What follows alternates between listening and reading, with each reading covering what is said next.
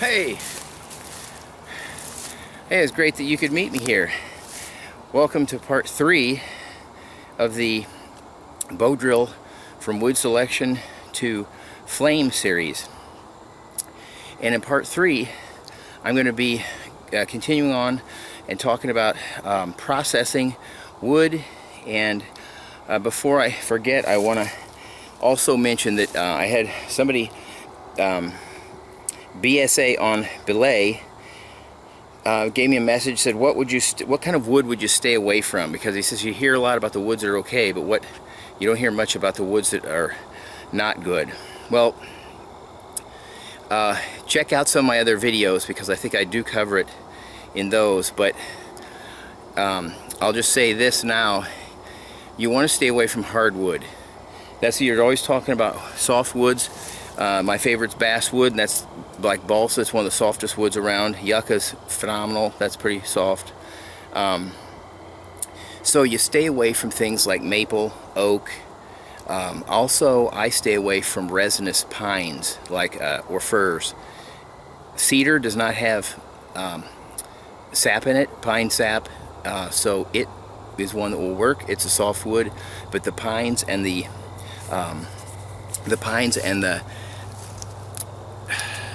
firs do have pine pitch in them, and they tend to, when it starts to heat up, it kind of liquefies and it starts to burnish, and I guess you might say it kind of varnishes it, so it slickens it, and so it keeps it from actually developing a coal. That's been my experience.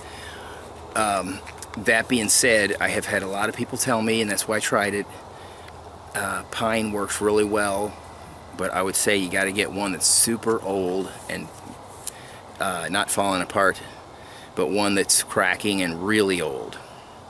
Okay, so a lot of the fruit trees are hard. I think cherry is hard, birch is hard. That's one of the reasons why I suggested getting a book on trees. That way you can look up the trees, learn to identify the ones that are good. You also can go online and find out from other people what works for them, and find out what's in your area that way, and then learn to identify those particular trees. So without further ado, I'm going to turn the camera around and I'm going to talk about some of the stuff that I brought with me. I brought a lot of different sticks. I also brought some of the tinder that I collected, and some I processed, and so I want to show you a little bit about that too. That's been on other videos, but not in this series, so just to be thorough, I wanted to go over some of the tinders that I do like. Okay, I'm on a major downhill slant, but I might need to use this to split something. So what I've brought with me is I brought some box elder, and I've got, this is another piece of box elder. This is so that you can make a spindle without having to split it. And this over here is basswood. The same reason, I can just cut this off and pretty much it's already a spindle.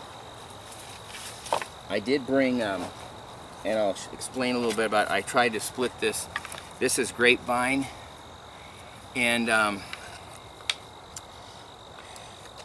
trying to find a piece of grapevine that does not have, or that has a straight grain, is pretty much impossible. I found the piece that I got looked like it was straight as a die until I got it home and started trying to split it. So I'm also not convinced that the list I gave you on the last video of the soft woods, or the woods that are good for bow drill, I have not verified all those. The ones I've mentioned I have used, and I said I wanted to experiment with these other ones, and so grapevine was one of them. But grapevine feels extremely hard to me.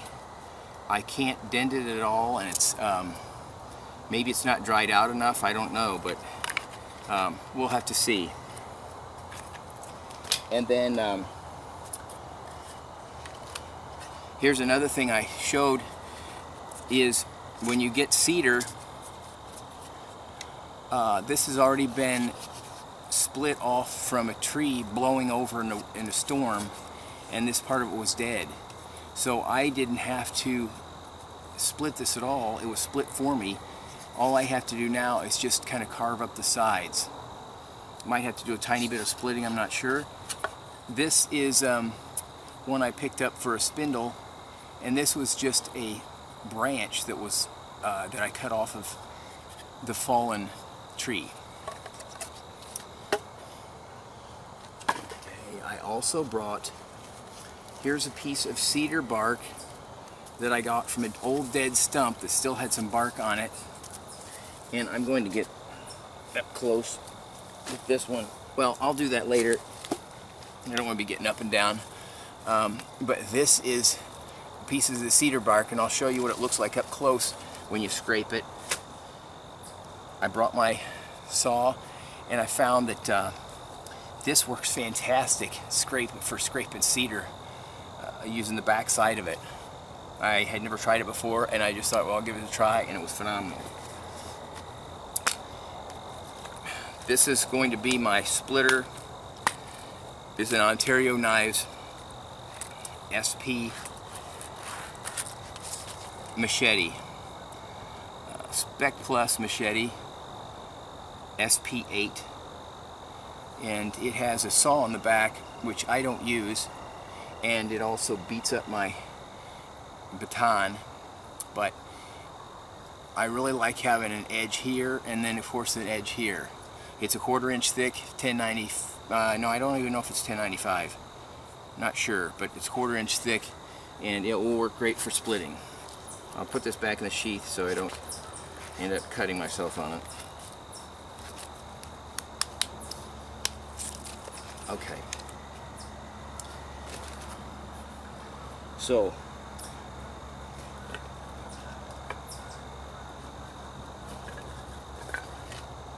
what I try to do when I'm looking for a bow drill set, because that's what we're creating, I want a hearth board that's about 2 to 3 inches wide and about 1 inch thick, and I'd like it as flat as possible.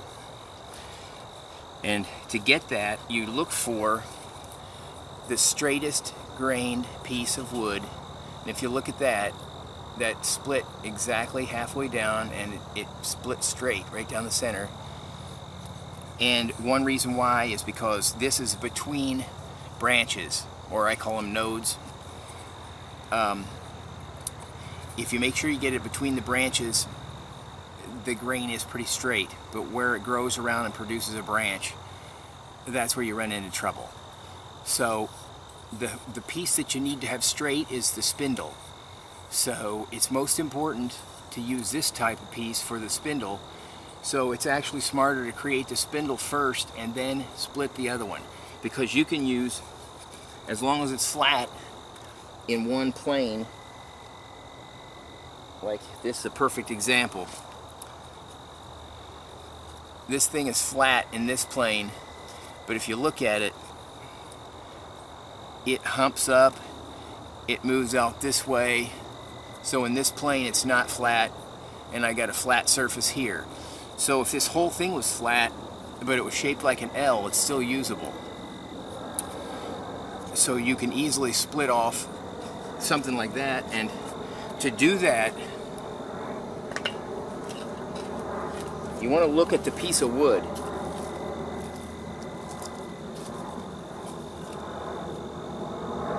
I'll use this as an example. This piece obviously has a straight section, and then it curves up, and then there's a branch that used to come out and was broken off. So if I wanted to make a spindle and I only had this piece, I'd make the spindle from here, because there's a lot of branchlet places here. So I would cut it right here and right here. So this is relatively straight, and then I could split it down and make a fairly straight spindle with this.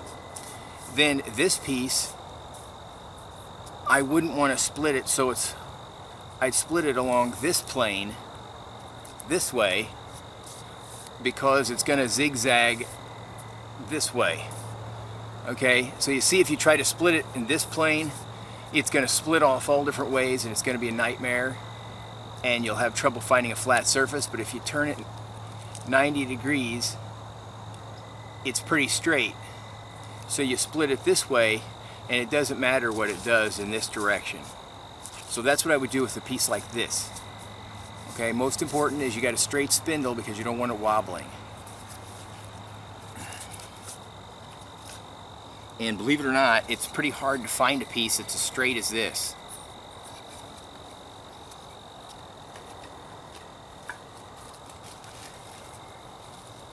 Alright.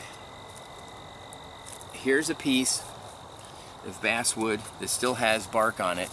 So I'm going to try to peel this bark off so I can see what the wood looks like. You don't have to do this, but sometimes it makes it easier to see.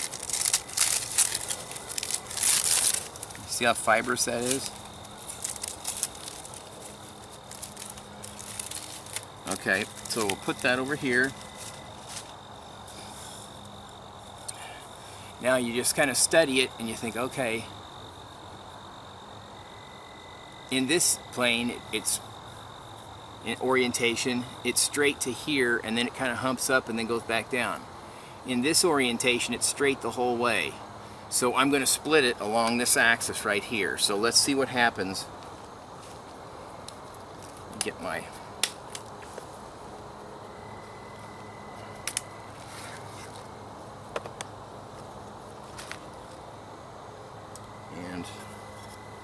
okay. So this is the axis I'm going to split it in. Just like this. So I'm going to turn it around so I can, because I'm right-handed. I'll center it. Actually, what I'm going to do is I'm going to pretend this is going to be my spindle. So I'm not going to split it down the center. If it's going to be used for a hearthboard, you want to split it down the center, just because you're not sure which side's going to be good. But this one I'm going to split off center. So I'm going to make sure I'm still in that axis. And this still might split off. I mean, especially since I'm trying to show you how to do something, it's probably not gonna behave. But that's the methodology.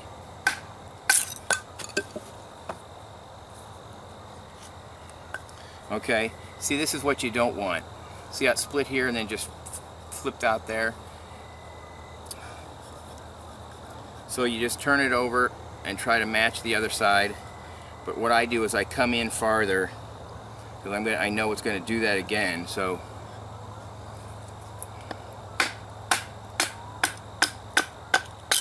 there. Now, as you can see, I kind of missed. I mean, it went in and kind of straightened it out some. So I'm going to go over on the other side.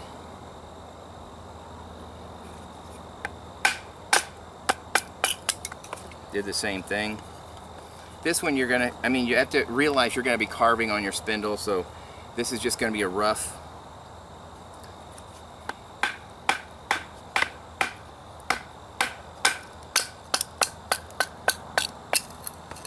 Okay. So you get two fairly flat surfaces. I could use this as a hearthboard if I needed to, but as you can see, it's pretty thick. That's why I would have split it right down the center if I was purposely going to be using it for a hearthboard, and then I'd try to save 1/2 for the spindle. It's typically what I do. Okay, so since this is going to be a spindle, I'm going to try to thin this out by hitting down the sides, and I'm going to be going down the sides. I told you that I wouldn't split in this plane, so we'll see how this works out. And this might end up making me out. No, it still went ahead and split weird, but this is just to give you a rough shape.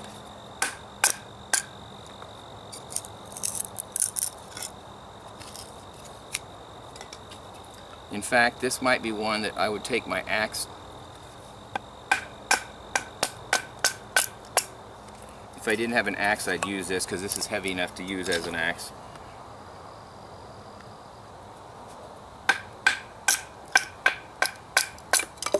Okay. And what I'm trying to do is I'm trying to sort of think out loud as to how I create one instead of just making the thing and not really talk my way through it. So that's what I'm trying to do here. As you see, I've got a big large belly portion here, and so if carefully making sure that you stay away from your hand, you can kind of carve that away.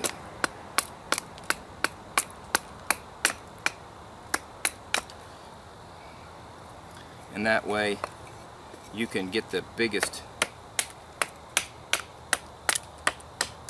portions off.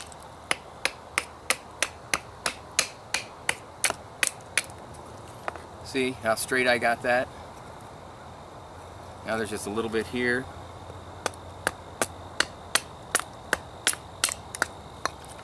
There. Now that's almost ready just to start carving on. What I try to get is, I try to get a square, a cross-sectional area of a square, and I try to make it as straight as possible because you still want to have everything down the center axis because that's where it's going to spin. Okay, so this would be my blank for a spindle. Now let me try to deal with this. What is it? I've already forgot the name of this wood. Box elder maple. Okay, you won't hear the maple part unless you get it in a book. It's just a box elder.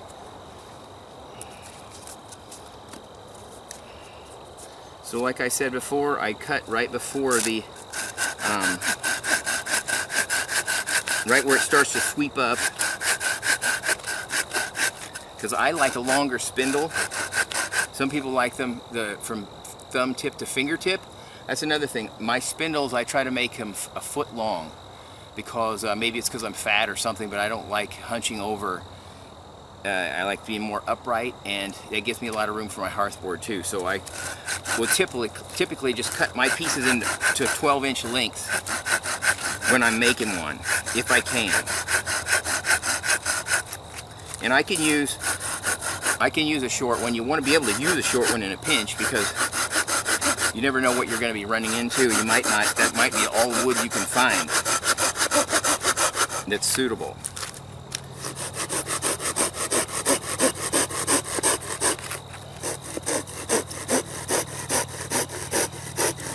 Now, I didn't, the cottonwood, I didn't find any cottonwood out where I was, but it's, I know where it is by my house, but I'm not going to make a bow drill set out of every single piece of kind of wood. What I'm trying to do for you is tell you what woods that I like, and then how I create my sets.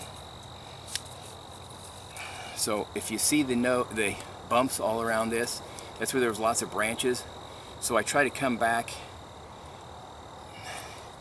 where I missed most of them and saw that off.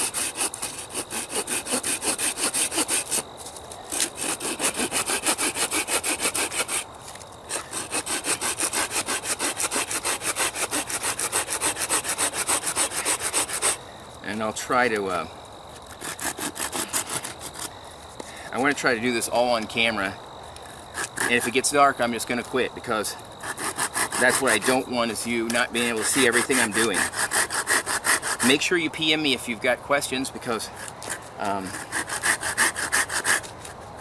like that one guy, BSA on belay, he didn't seem to ever hear what you don't want to use, because I haven't even put number 2 up, but number 2, I mentioned even that sometimes it's nice to know what woods aren't good, know how to identify them, and just stay away from them, so then you don't even have to mess with trying to see if they'll work. So this is fairly straight. Once again, I'm going to try to pick, it bows this way, doesn't this way, so I'm going to try to split it that way. That's the method to my madness.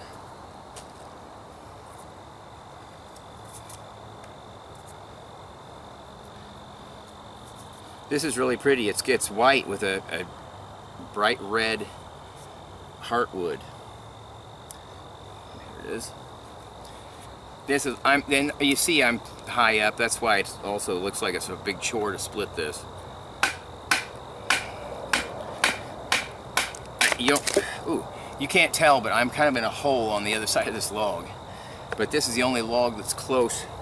I didn't want to hike too far away and end up having it be dark. Oh, wow. I don't know if this red shows up. Look how pretty that is. White with bright, that strip through the center of the heart is bright red. That's really pretty. I have never, obviously, I have never made one out of box elder either.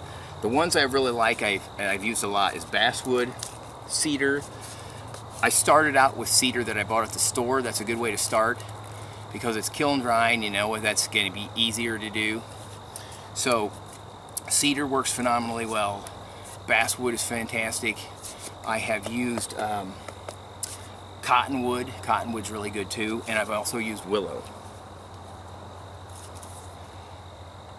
Now this split really nicely, and if you see, it's not all that straight in this plane, but if you look, it's perfectly straight this way. So that turned out to be correct, the way I said you want to try to pick the plane that's straight. So now all I have to do is just pick one to start smoothing off the or flattening off the other side, because this probably the flattest part, the first cut will probably be the bottom, because I can always carve and shape the top how I like it. But having a nice bottom on there is really a luxury, because when you put your foot on it, if it's not very flat, it's like rocking all over the place.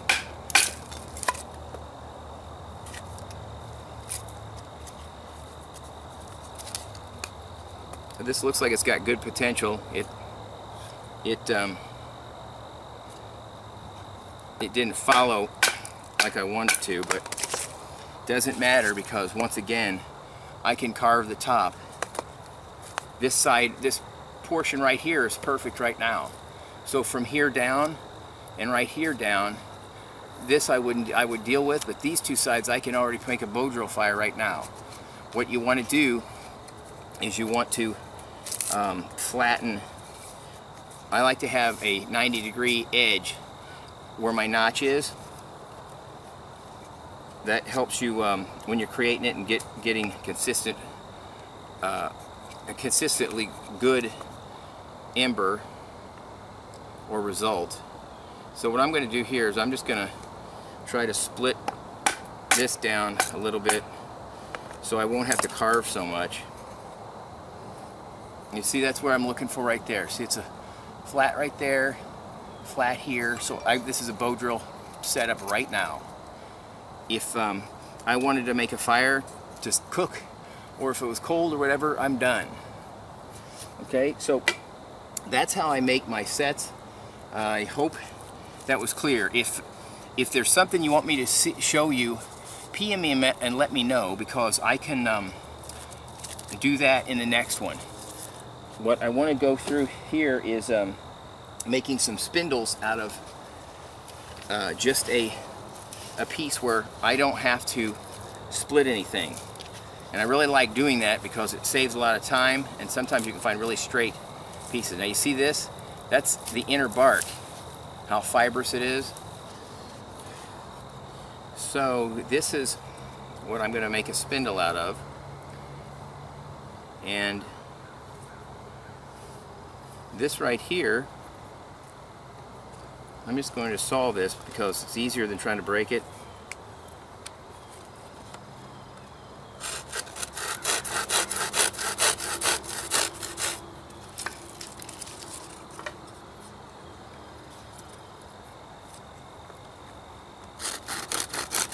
Okay.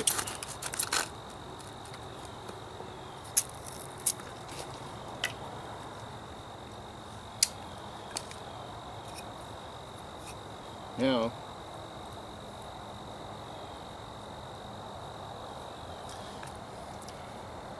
this is my backup knife. This is a Bark River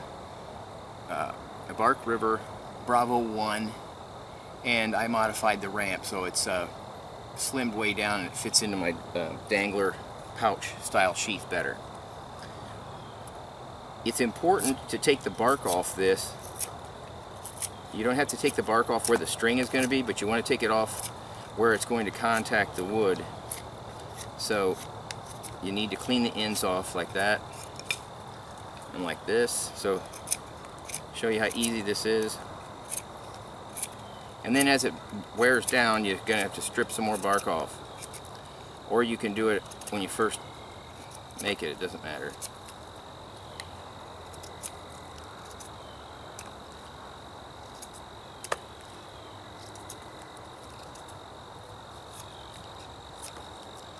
So what you want to do is you want to spin this so that the very tip of it is staying in the center of that axis. So, okay, I need to take some off here, so that's how you can kind of tell where you need to take some off when you're first getting it started. Because unlike my stakes that I like to have on my stakes, I like to have the outside sapwood on one side untouched, and then I come to it so it's like a chisel point, and then I sharpen both sides, because the heartwood is actually softer than the sapwood, and your stake will be a lot stronger if you do it like that. But for this, you got to have it centered. Okay, and make that as pointed as you need to. Okay, there is the one end. The other end, you just kind of, I like to just use a push cut like this. I hope you can see me okay. You know what? I'm going to go around and sit on this log. Alright, this you can see better this way, because this is what's really important. I want you to be able to see. I hold it with a loose grip, thumb on the top of the side of the, where it'd be a thumb scallop on some knives, and then I just push with my thumb. So this is really, basically I'm just barely holding on to it. You don't want to get into doing this. It's all with your thumb. So the lighter the touch you have in their hand that I use my dominant hand to hold it, and non-dominant hand for the push cut. And I'm assuming that's how most everybody else does it. I don't know. I've never paid that much attention to that part of it. Okay, so this is basically what you just do, is you just keep going around faceting this, keep making sure that the center is centered, and that is your end that's down. This is the end that's up. Now this is going to be, oh, you want to knock these, you want to knock all those little sticks off.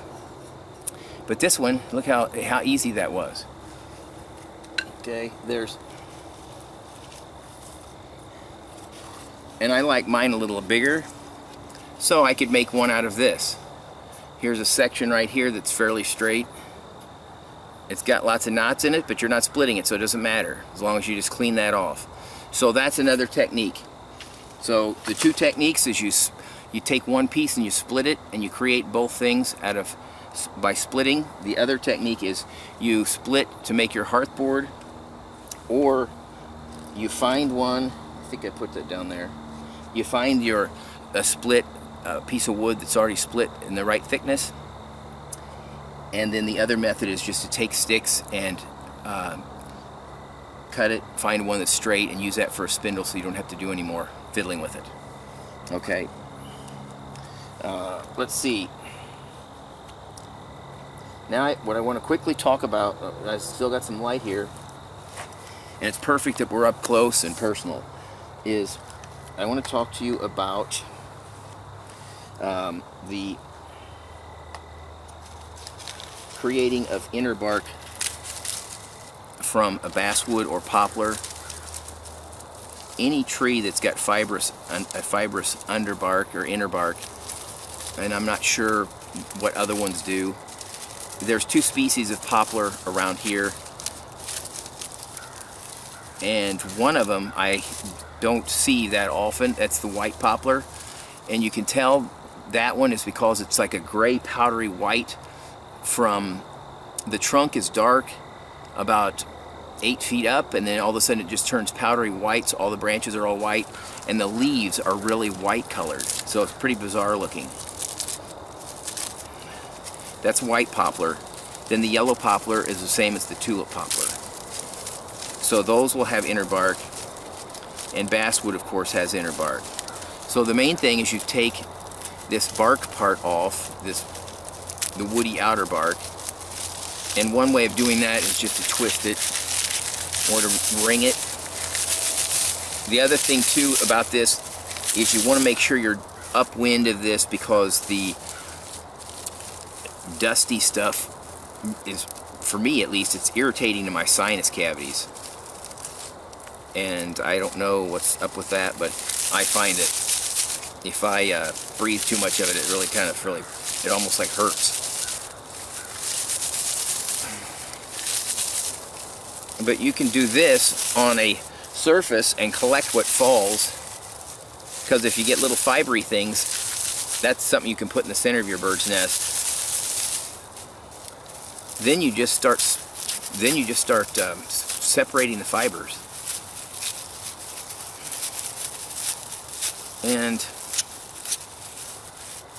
what you're looking for, instead of really, to me it's a misnomer, you want it to look almost like a mouse nest or some rodent nest. They're the ones that are real fluffy looking. I've seen a lot of crude bird's nests, but I've seen a lot of mouse nests and different rodent nests, and they have really fluffy, soft stuff in theirs. And that's what you're looking for, is surface area. So you just keep working this in your hands. Sorry, I gotta pay attention. I'm not on camera. And just work it and work it. That's what the other thing is, doing it over something that you can catch. Maybe if you did it over a tarp or something, so that you weren't losing any, because it can become very valuable, believe me. Okay, see, that is what you're looking for, and this can be worked down a lot more than that. I just don't want to waste any more time. This is the cedar bark right here, and you can see it's kind of fuzzy. Hopefully it shows up. But I found, and I'm going to scrape this. Let's see if I can. All right, I can do this on camera, but I'm going to hold the stuff up that I get up to the camera so you can see it. Once again, it's a Bahco Laplander saw, and I just found this by mistake because I was too lazy to get the implement that I normally use out, and I tried this and it works great. It works even better. The one nice thing is it's long, so you can put your hands on both sides like it's a draw knife, and you just basically draw it down like you would a draw knife. And I'm struggling here because this piece is on my thigh. Normally it's on a tree, so it stays put. So I'm just, I'll lose it. I'm just gonna have to do this with one hand. Pretend I'm using both hands. I gotta hold this thing with the other hand. But I'm getting some totally fantastic cedar bark.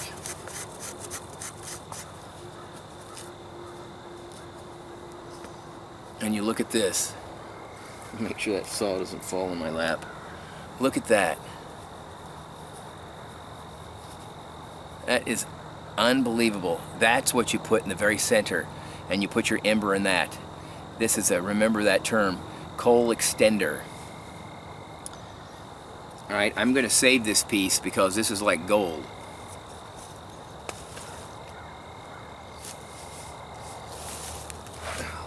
I'll try not to fall. I saved some of this other stuff. I can save this in this bag. I put some of this in a bag that I have been fiddling with and working on. And I'll just pull it out here and show you.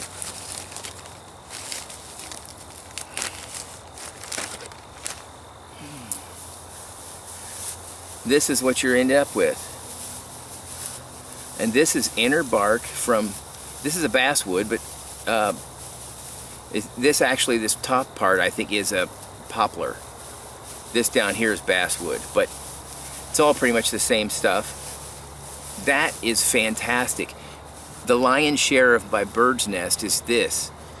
So when you're making one, my favorite things in this is, I'll tell you this because the grapevines are everywhere, so you want to utilize them. Take the fluffing off bark of a grapevine, and typically you can try to find one that's dead and coming off because that'll be even drier. But even living ones, it's really dry. You pull that off and you save it. You don't even have to crush it up because unfortunately that stuff crushes up into nothing. But you make a platform of that. Then I take the inner bark. This is the lion's share of my bird's nest. I take this and I put it on there. Now the grapevine serves two purposes. One, gives you something to hold and support it, so while you're blowing on it, and so it's not falling down, and also you don't want the embers coming out and landing on your hand and arms. So that's one function. The other function is it's extremely flammable once you've got flame. So once you've blown it into flame, now you take it and you turn it upside down, and you've got something that's going to burn a long time while you're getting your tiny kindling on there that's the size of a pencil lead. Okay, so first you start with grapevine, then you put the inner bark. Then what I like to take is, if I have it, birch bark, but with this is so good you don't need it. I'm just saying for ideal conditions, if you got all the stuff, put birch bark, mix some birch bark in with the top layer of this stuff, so once it does start to catch, it's got an accelerant there. And then on top of this, in the very center, you put this cedar bark. Okay, then you put your ember in it, because if you use, because I had my shoulder surgery, I still haven't even tried to do the hand drill, but you've even got a smaller ember with a hand drill than you do with the bow drill. So also, the softer the wood, the bigger the ember you're going to get. So that's another reason why you want to use the softest wood you can, because basically what you're doing is you're grinding wood away, and then once you've got the ground up wood, then you're increasing the temperature through friction, and then it catches on fire. I sidetracked myself, but the little ember that you get, the worst thing that could happen is if you're blowing on it and your bird's nest is a little bit damp and it just kind of glows and glows and then all of a sudden goes out. Now you're done unless you can make another ember. That's where this comes into play. This whole thing will start glowing, and then you got this giant cherry ball of glowing stuff that'll dry out anything. So that's why I use all that. That's what you'd use if you needed to get a fire going under all costs, and you had all that stuff. A lot of times it's about what you have available, and you're not going to always have everything. Here's some other stuff that I brought that I collected in video 2. No, I collected it last night, and it was going to be video 3. I had a friend with me, and I decided not to videotape the whole time because to me I thought that was a little rude. So I'm going to have a little snippet I'll probably put at the beginning of this one or something, but that's just a beginning. And I found some, this is some cedar bark. I found some tinder there that was the type I call flash tinder. That's what I was looking for. That is cattail fluff, that is thistledown, that is milkweed down, any of the there's some right here. This stuff right here is related to the milkweed. It's a vine. It takes a lot more. If you see, that's got fluffy stuff in it. this white right there, that is what I call flash tinder. And I collected this. This you fluff up, but this is thistledown tops. Okay, thistledown tops. And the reason why I call it flash tinder is if you're using a fire steel, which that's what I use this kind of stuff with, is this will take a spark like no tomorrow. However, it's almost like lighting loose gunpowder, just whoosh, and it's gone. And what you end up with is a slightly scorched bird's nest, but nothing else. So the key to this, using flash tinder, see if I got some other examples of other flash tinder I saved. Oh, I guess I just mixed it all together, but it's pretty much all the same kind of stuff. It's like down. It's like cottony down. See, like that? And cattail is phenomenal like that. The best ones are the ones that are already opened up, but even if you take one that's solid and you break it apart, it's gonna burn like that. What I do when I've got that stuff is I come up with I'll just mix this together like I would to show you. Say this is my bird's nest that I want to strike with a fire steel. I'm not going to use a primitive method, I'm going to use a fire steel. So I take this and I take some flash tinder,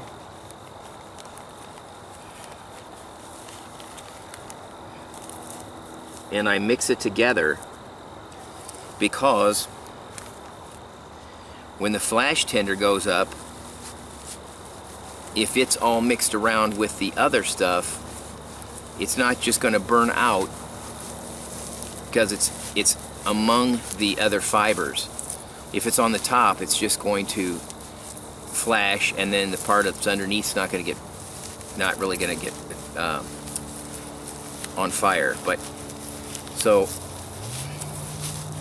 you get the idea. I'm trying to rush here, but you mix this in. Try not to lose any of it. You mix it in so that it's really mixed up. Some of this is hurting because it's still got some little thistle spikes in it. Okay, you've got that. Now you strike in here where this is mostly the downy part. That'll take off, but because it's all mixed in, that whole thing will go up and you'll get it lit. Okay, that's the secret for flash tinder, is mix it with something that's not quite as flammable. Okay, now this flash tinder just turned this bird's nest into a primo. Okay, so you can always, you can always mix flash tinder with these bird's nests if you want ahead of time, if you're going to carry them with you, or make it if you've got it. That's all I got right now. So I hope you enjoyed this. I'm trying to do this in such a way that it's like I'm teaching you how to create a bow drill set and not leaving anything to chance. Because always before I thought I was teaching you, but I realized I'm pretty much, some of the times I just make one and make a fire.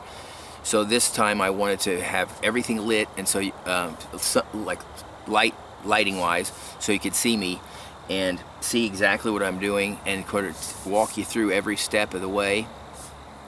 Oh, before I close, I want to also mention the reason why I'm doing this. The reason why I was doing all these the other videos where I was doing a lot of knife work with different new knives is I had a bunch of new knives I was dying to try, and I'm doing evaluations on those. So I always like to do a bow drill set for a new knife, because that's one task that I always do with a knife. And then making tent stakes and dingle sticks and whatever other stuff. But I've got a lot of bow drill sets created, and I'm going to be giving bow drill sets away when I hit 2,000. I'm going to have a giveaway. I'm going to give away a I'm not sure which one. I think it's going to be a Tops knife. I'm going to give away a couple of Moras, maybe one or two. And I'm going to give away, like the grand prize is going to be a really nice knife, and it's going to also be a complete bow drill set with a deluxe bearing like this that I've been selling for the Scouts still. I've got them both here. Glad I got plenty of light now. Standard and deluxe. This is the deluxe, this is standard. The deluxe, the difference is behind this radial bearing, this is the radial bearing right here, behind that is a thrust bearing, because a radial bearing does not like forces this way. It only supports radial loads, okay, which is this direction. But when you're using it for a spindle, you're pressing down, and so you're stressing it. Thrust bearing is behind it to support it. So that wasn't I told Dave Hofer I wanted something like that, but it was not my brainchild to put the thrust bearing back there. It was his, so I'm not going to take credit for it. But this is a Cadillac. The center is a stainless steel, so nothing's going to rust. It's a stainless steel, and it's conically machined out. And then this is nicely machined. I wanted it lighter and smaller, so I was designing kind of the outside, and he designed the inside. This is the deluxe model. This is the standard one. And to be honest, when you watch me, I doubt if you could tell the difference speed-wise which one I'm using. However, and I haven't experimented yet, this one I think you could use wood that's too hard for this one, because you take away all the friction there. And so if you have some wood that you really shouldn't be using, this one might work. I haven't experimented with that though. But anyway, that's what I'm thinking about is when I hit 2,000 subscribers, I want to give away, for the grand prize, it'll be this bearing block, a bow, which I don't have one with me, but you can look at my other videos, the straight bows that I make out of oak, and then one of the basswood spindles and hearth boards, plus a nice knife, and that would be the grand prize. And then the other prizes would be like a lesser knife and another bow drill set, maybe with a standard. And then some of the, I'm going to be doing this for several different things, so there's going to be a lot of different bow drill sets that just have the standard one in it, so that I want to have at least 5 or 6 different winners, because it's 2,000 is I didn't even think I'd get 500, and you know, if and when I hit 2,000, that's going to be a big deal to me. So I wanted to do something for you guys, because the reason why I would hit that is because of you, and I totally appreciate you guys. I appreciate your views, your comments. I appreciate the fact that you will sit there and watch my dry, long-winded videos. I totally appreciate you. But that's one of the reasons why I've been making a lot of bow drill sets. So I wanted to have some stuff to give away, and I thought that would be a fun thing, because I'm kind of the fire geek. Also, this month I'm going to try to get together with Kathy on a weekend where we are both free, and one of the things I'm going to do is I'm going to be doing like a fly fishing thing, but I'm going to start with the basics of like what fly fishing is, what it isn't, and the first ones will be on casting techniques, and it won't be on water. It will be in my backyard with her videotaping me, and hopefully it'll turn out okay.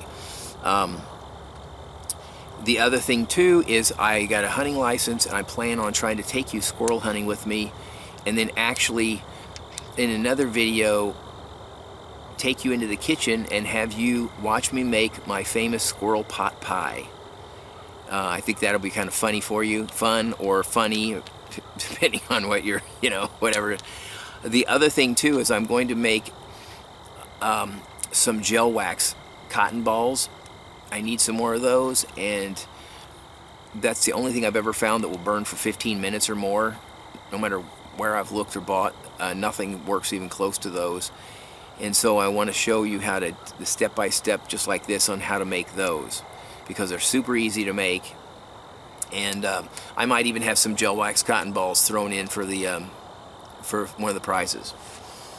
So with that said, I hope you enjoyed this. I probably might have it. Oh yeah, for sure. Wow. The next one's going to be me actually carving the, getting it set up. I'm going to carve the hearth board, get the spindle seated, and make an ember for you, and then put it in a bird's nest and blow it into flames. I might even go as far as to actually have a fire going. Till we meet again, God bless. There's a fox here. It's just sitting there. There he goes.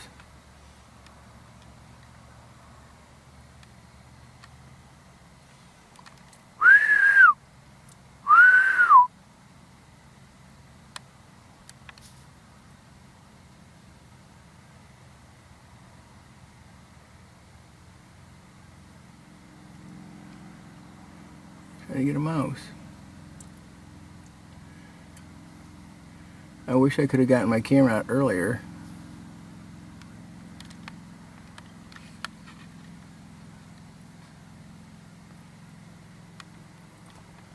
Wow, he's coming right by my car.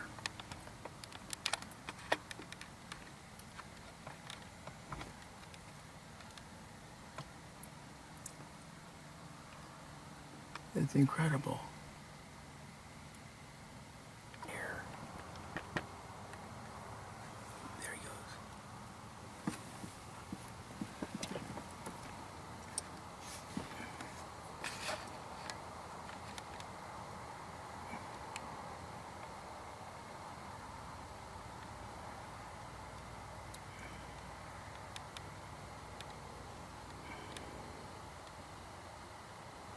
I don't get why he's not afraid.